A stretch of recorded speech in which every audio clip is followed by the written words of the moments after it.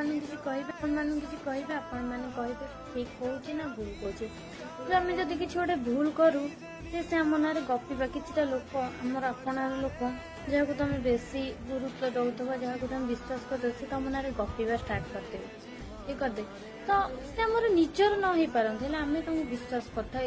तुम भूल करदेव ना से भूलटा को एडिकी कथा को एड़े कर चारिड़े गपिबा स्टार्ट करदे तो गपिला निश्चय आमको माने बदनाम कर सुजोग भी मिल जाए बदनाम भी से कर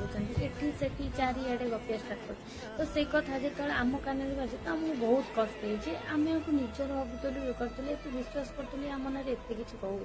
ये कर से कौन आमको पोषुंट ना से आमको चलाऊँ ना कौन कर आम भल मंद सुख दुख रे ठिया होती ना ना बास खाली से आम सहित कथा तो से कथा सी जब आम ना गपिले आम शुणा कौन पे एक कान से कान बाहर कर ठीक कहली ना भूल कहली कहते कमेंट।